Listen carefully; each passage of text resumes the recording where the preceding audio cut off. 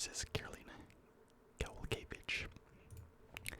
I remember Carolina, she used to just be on every good woman's fighter's highlight reel, getting knocked the fuck out, looking like a soccer mom. But she had a little bit of a resurgence. So let me check how recent that resurgence was. Balastri, not great. Beat Corey McKenna, that's not a bad win. Lost to Knudsen and Lupi Godinez. Those are honestly not terrible losses to have. Carolina, let's see what she's been up to as of late. Lost to Denise Gomes, not terrible. Lucindo. Yasmin Lucindo, not terrible loss. Beat Belbita, she kinda sucks. Beat Demopoulos, that's not terrible. The Torker herself. Yeah, dude, she was on a run. Oh my god, hold on. People forget, man. Carolina Kowalkiewicz. Let's see, 1, 2, 3, 4. She was on a 4-fight win streak. Now she's on a 2-fight losing streak. I don't like that momentum for Kowalkiewicz, but I do think she's beat the better competition. So, fuck it. I'm going Kowalkiewicz. I'm going Menopause Kavich. Taking this one by decision. Next up, Walter Walker versus Mosman. I feel like this should be higher on the card. Like, it's probably going to be a terrible or an awesome fight, one of the two. But something's going to happen. Or maybe a lot of nothing. But either way, this is like a fun, interesting fight. I don't know why it's so low. I guess it is a Mo Usman fight. He won the Ultimate Fighter, which is crazy. I thought he was gonna get whooped. I thought he was the worst fighter on the Ultimate Fighter by far, by like a mile. He looks like he's fucking walking on Legos when he strikes. Are you fucking kidding me, bro? What the fuck? UFC hasn't even updated the damn thing. Oh my god, bro. Are you kidding me? It's cancelled.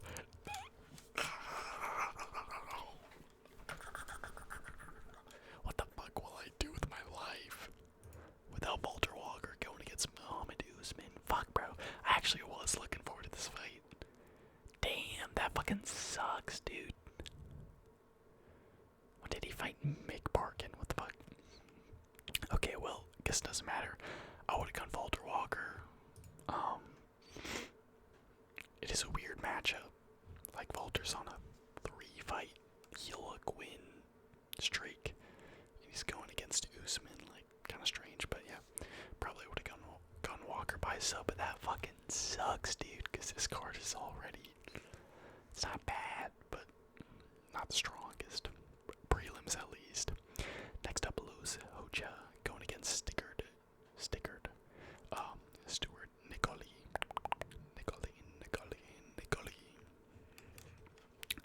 This is a good fight.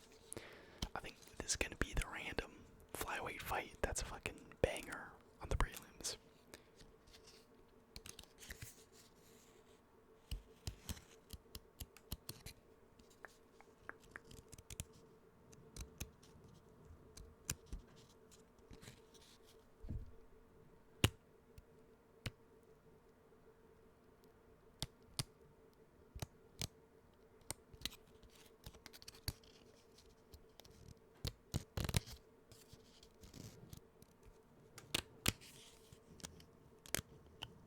Sorry, I'm trying to make good noises with these tips.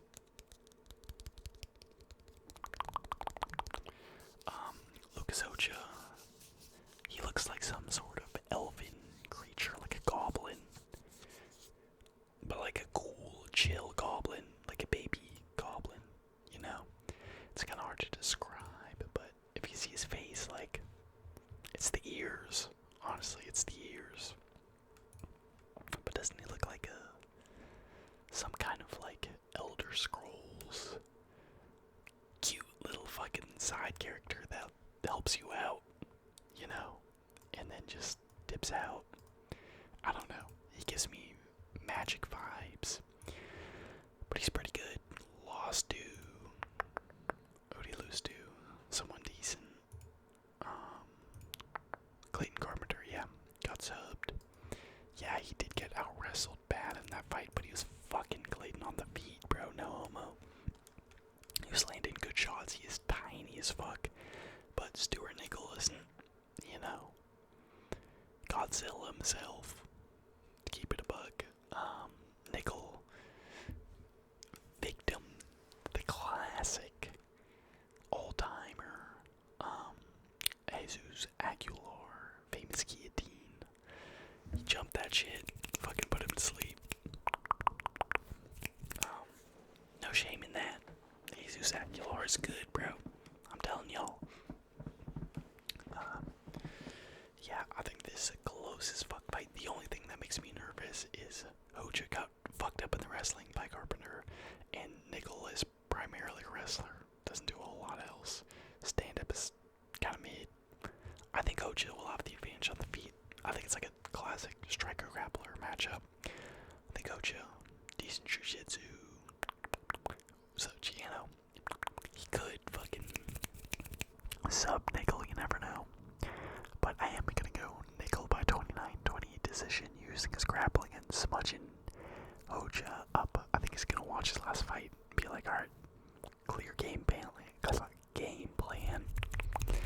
His guillotine defense is probably gonna be a little bit better, so yeah, I'll go Nickel by decision. Next up, Irene Alexeva going against Beatrice Mesquita. Oi. Is she Brazilian? Oh fuck, she is. Beatrice Mesquita. Muito bem. She's making her debut. Let's do a quick vibe check. Okay, looks like she's an accomplished grappler.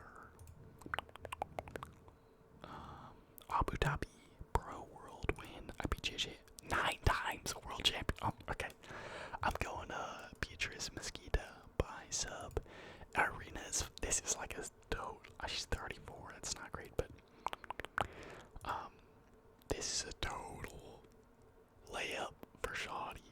The UFC is fucking doing Irina dirt.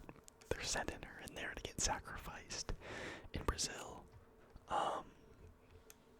I love Irina Alexeva. She's one of my favorite female fighters. I like that she's called a Sambo fighter, even though she has like fucking 8 MMA fights. But yeah, she's just that. She like spams knee bars, has the most insane forward, fucking marauder, striking. Does not give a fuck about defense, and just goes at people. So I love Irina, but she's getting submitted round 1 in like 2 minutes, cause she's just so reckless. And this girl seems pretty good, so I got Mesquita by submission. Next up, Vitor Petrino going against Thomas Peterson. Thomas Peterson isn't terrible. I don't think this is the worst matchup in the world, but I think Vitor Petrino's got this, like, he's got pretty good takedown defense. He's got good jits. I think he could honestly sub Thomas Peterson. You can find some shit. And on the feet, it's night and day, bro. Petrino is way more explosive, gonna be way more powerful. And he fills in. I mean, he is fat. He's fat heavyweight, but he's like fat. He's a muscular fat, you know.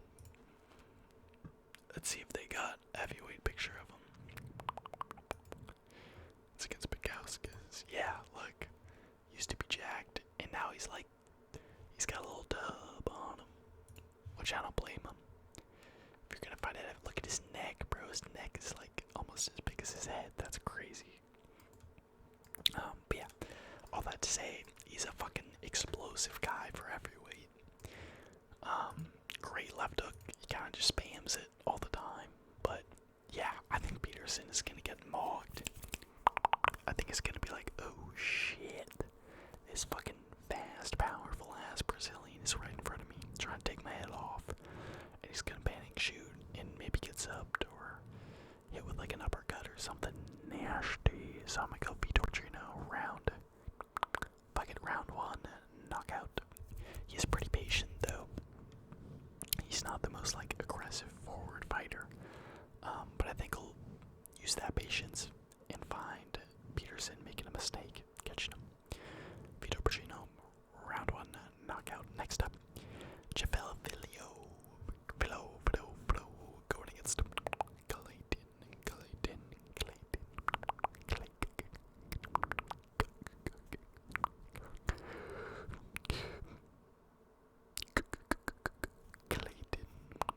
Carpenter. This is a good scrap. Good matchup. Kind of crazy that it's at like the prelims, but great matchup regardless. Philo, great jiu-jitsu guy. A little bit of a one-trick pony. Has decent stand-up. It's not bad by any means, but he's primarily a jiu-jitsu guy. Has some good wins. Almost fucked up. Makayev's knee had a nasty knee bar on him.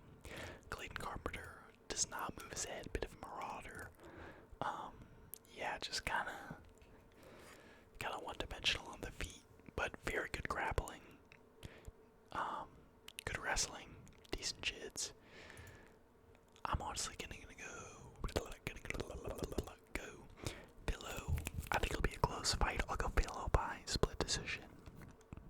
I think Carpenter's gonna get him down, but Philo will be able to use his jiu-jitsu to get back up and threaten submissions. And then on the feet, I got Philo all day, honestly. Like Carpenter has 0 head movement. He's a marauder, but the dude just kind of like boxes and gets smacked in the head. Kind of reminds me of Drew Dober, although a lot worse on the feet. So I'm gonna go Philo, split decision, using his jiu-jitsu to kind of fend off the wrestling, and then just doing better on the feet over 3 rounds. So I'm gonna go 29-28, split decision, Philo. Moving on to the main card, we got Michael Aswell going against Lucas Almeida. Not gonna lie, did not watch any of Aswell's fights, so we're gonna do a little bit of a vibe check.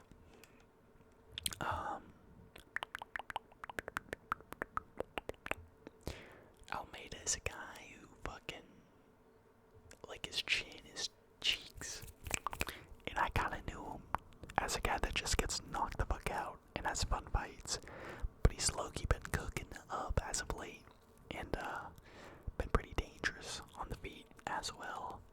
Stepped in on short notice, I believe, against Blagioki, lost by decision. Not a bad loss by any means. Let's check his Instagram. See if he has any training or fight footage. We're doing research together, guys. Oh, good right hand. Hey, what the fuck? Hard style. Oh shit.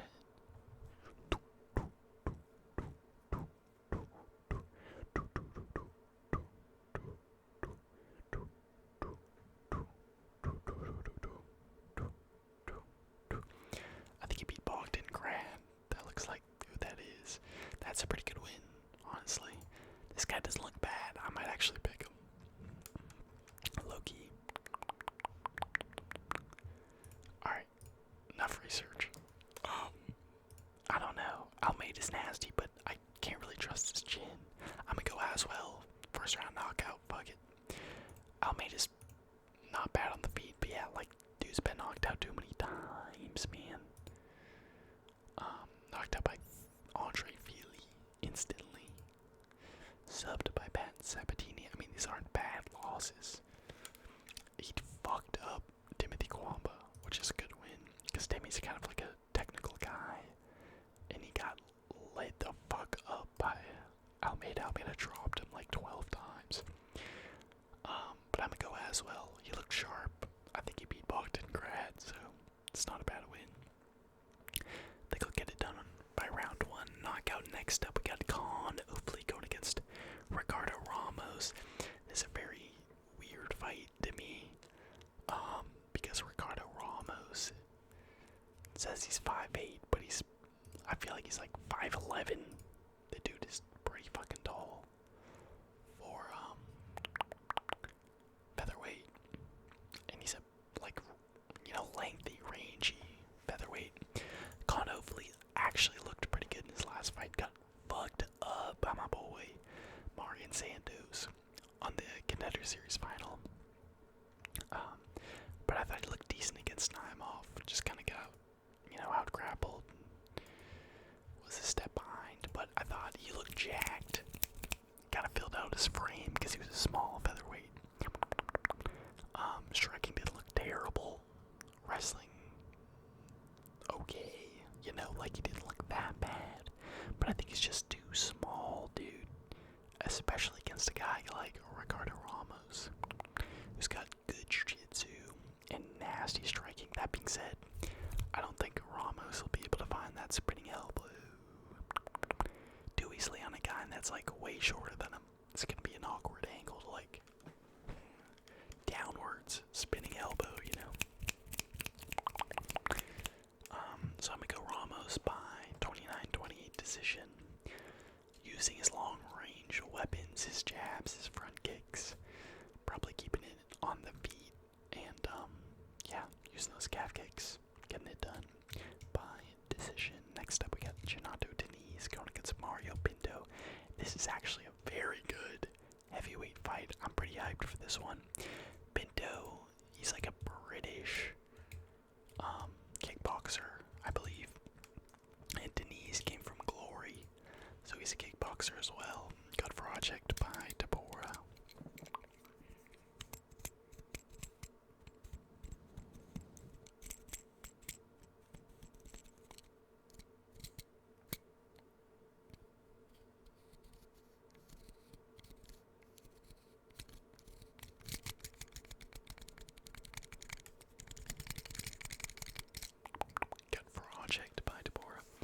But otherwise, he's got some decent knockouts. I think he fucked up Austin Lane, maybe Alvin Hines. Actually, Alvin Hines kind of had some resistance in that fight. He was doing not bad.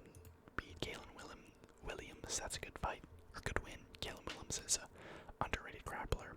Yeah, knocked out Austin Lane. Both kickboxers. This one's staying on the feet, baby. I mean, Pinto might wrestle. He might be smart, because Diniz has not had the greatest takedown defense, but I like that look against the dude I just mentioned, Carl Williams. But on the feet, dude, I don't know, Pinto's sharp. Every time I watch this guy, I'm very impressed with the hands. Good hand speed. He's very technical, but not in like a Leon Edwards kind of way. In like a, he's looking for that shot. He's setting shit up, setting traps to land that perfect shot. So I think I'm gonna go Pinto, dude. I think he's gonna be a little bit bigger too. He's a pretty large heavyweight. Diniz is a little bit smaller. So yeah, I'm gonna go Pinto. I honestly might go by decision. I think Diniz will be hard to put away because he's a very good kickboxer himself. So I think they're gonna go to war. I think it's gonna be a great fight, and I got Pinto by decision. Next up, we got Joel Alvarez versus Vicente Luque. Why?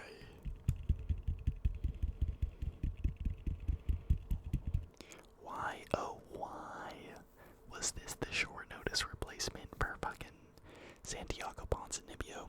That was a winnable fight for Luque. And now they put him against fucking Joel Alvarez. Ooh, that sounds good.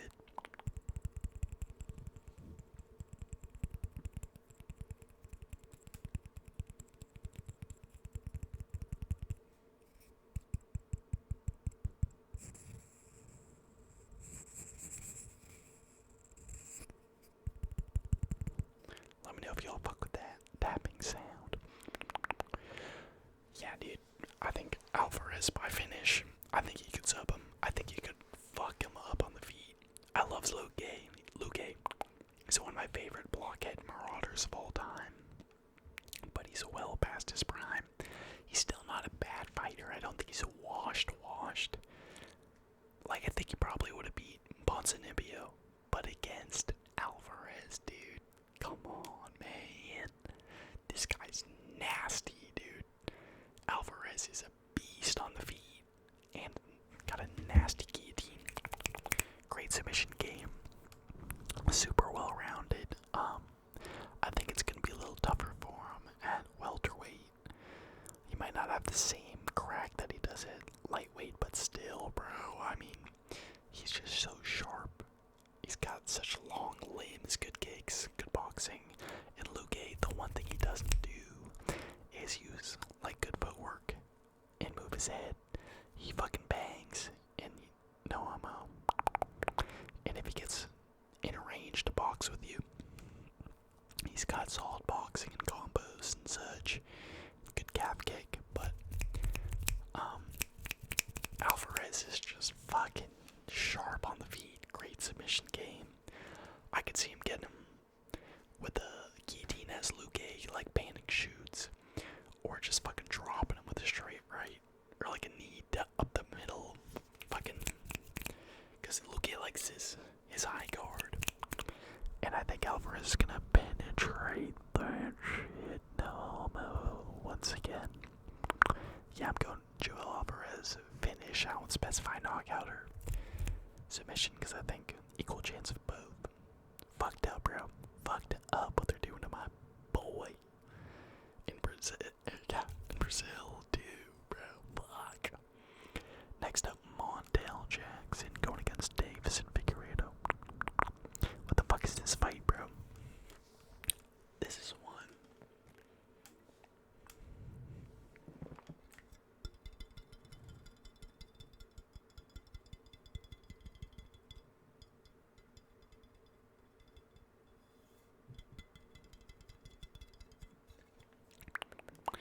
This is one where I feel like, let's do some clicking sounds.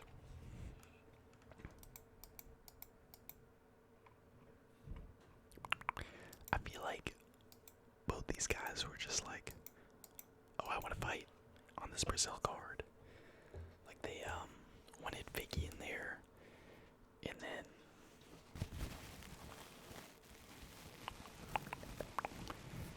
Montel Jackson was the only guy that was like, yeah, I'm looking for a fight, dude. And the UFC's like, alright, job done. Let's put it together. There's so many better fights for Figueiredo. He's one of those guys with a name that you know is always gonna put on a fucking banger of a fight. And with those guys, especially bantamweight, where there's so many of them in the rankings, in the top 10, I feel like you gotta put him against someone with a little bit of a name, like Song Yadong, dude. How sick would that be? Fucking Song Yadong against Davison Figueiredo. You're telling me you wouldn't watch that fight? That'd be insane, dude. But instead we get Montel Jackson, and he low-key might win, because Montel's been looking good, bro. Knocked out my boy Damon Blackshear in like 2 seconds. Drained my fucking bank account with that win. I drained my $3. But yeah, I beat Daniel Marcos in kind of a boring fight, honestly. But that is a great win. Marcos has been on a bit of a fucking, not a tear, but on a good win streak. Took him out by decision. Not bad. You know, he's not very active, but he's winning, like, all these fights. Hasn't lost a fight since 2020 against Brett Johns. Who's got a good ass record. Who the fuck's Brett Johns? Welsh guy. What's he been up to? Oh, he's in the PFL. Nice. That's crazy. But yeah, hasn't lost since 2020, dude. That's kinda nuts. Yeah, and his only other loss is Ricky Simone. Fuck, bro, I might actually come on to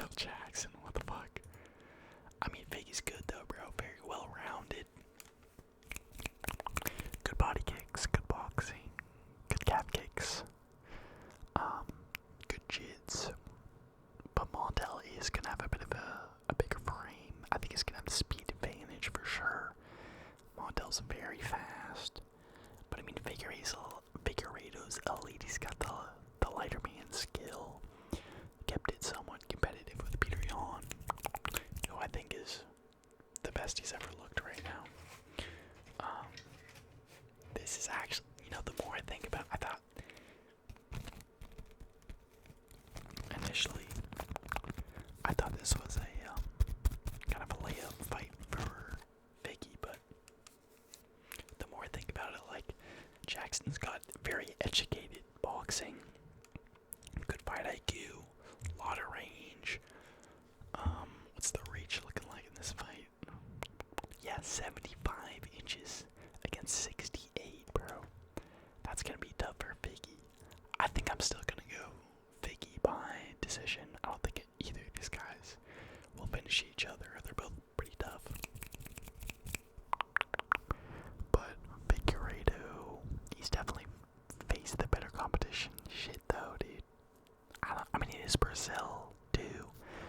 I'm gonna go off that. I'm gonna base it on the biased judges in Brazil.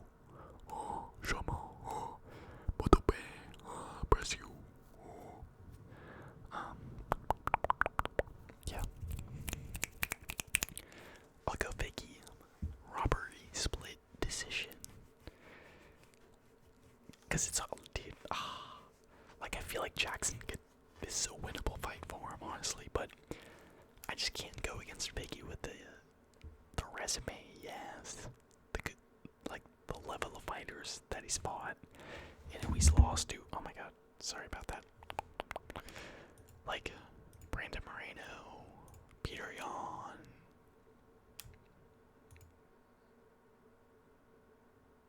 And, like, that's kind of it. Right? Yeah. That's, like, the only people he's lost to, except for Juicy for Mika in 2019, which is kind of crazy. Yeah, I'll go Davison, split decision, robbery. Next up, shout out the Bronx. Shout out the Bronx.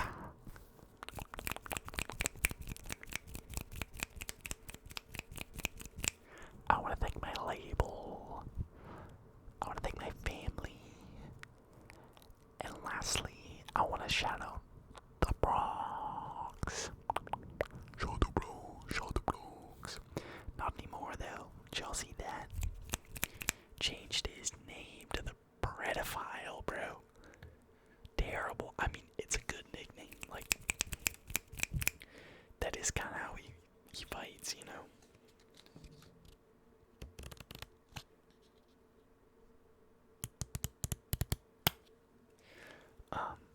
He does fight like a predator. He marauds, he walks these guys down, he stalks them like a damn lion and finishes them. But come on, bro. The jokes write themselves. Charles, Predaphile, Dubronx. Not even Dubronx anymore, Olivera. Come on, bro. And Dubronx is such a good name. I don't know what the fuck it means. I have no clue, like, what the meaning is, but it sounds good as fuck. Charles Dubronx. Like, it just rolls off the tongue. But anyways, we got Charles, the Predaphile, Olivera going against Mateusz, Glizzy, Gamrot.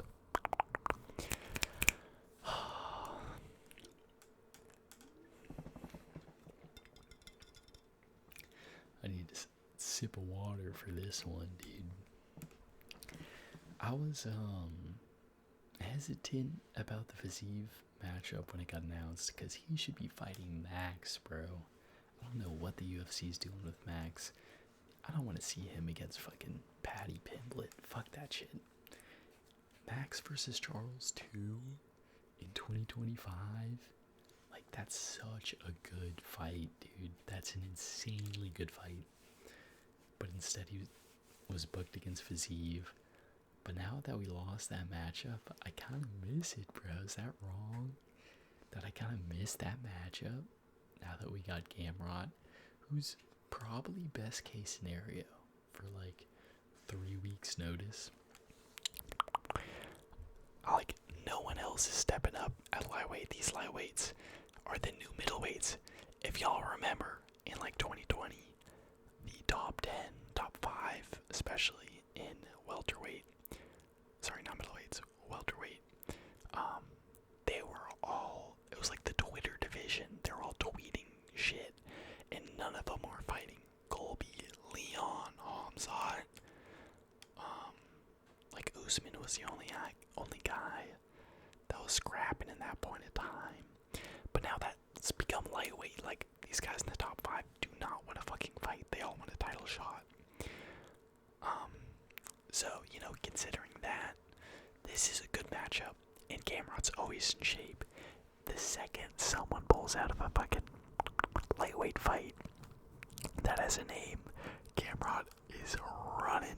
He's opening up his fucking Chromebook, opening up his iPad, and hopping up to Twitter.com or fucking X.com, whatever. And he gets to type in, bro.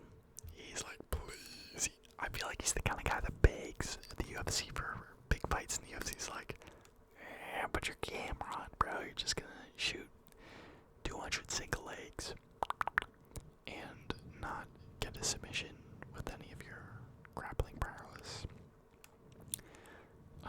So yeah, I feel like this dude's like just begging for a fight, and the UFC was reluctant. They probably like looked elsewhere, like, hey, and you guys in lightweight want to fight Charles?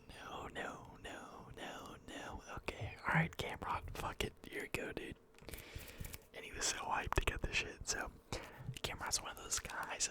Like I said, he's always on Twitter saying, hey, put me in, coach. So I don't doubt that he's ready. I think he's the type of guy that kind of trains year round. Always stays in good shape. He's not the biggest lightweight, so he can make that weight cut. And he's a, you know, top heavy, like muscular guy. And that's always a good build to cut weight quickly. Deplete those muscles so that motherfucking water. But yeah, I got Charles. Gamrot, his boxing isn't the worst in the world, but Charles just is way more dangerous on the feet, like infinitely more dangerous. I don't think Gamrot's really dropped anyone that I can remember, and that's all that Charles does. Gaethje was talking about how he thought he got fucking struck by lightning when he got hit with that right hand from Olivera. So on the feet, it's gonna be Olivera all motherfucking day. But I think Gamrot could just like activity max, spam the singles, get him against the cage. And he does have really good jiu-jitsu. Gamrot's got a very good jiu-jitsu background. I think he did like 80cc trials or something. Greg Jones was talking about grappling with him, so I don't think he'll get subbed. I think his scrambling ability is too damn good. He was scrambling pretty well with Harmon, so yeah, I don't really think he gets subbed. I think his wrestling is probably better than Charles. I think he could have some slightly dominant moments in the grappling, but Charles just attacks, bro. He's so active off his back, always attacking something, some kind of submission. So I think Gamrot might have success getting him down, but I don't think he's really gonna be able to do anything meaningful with it.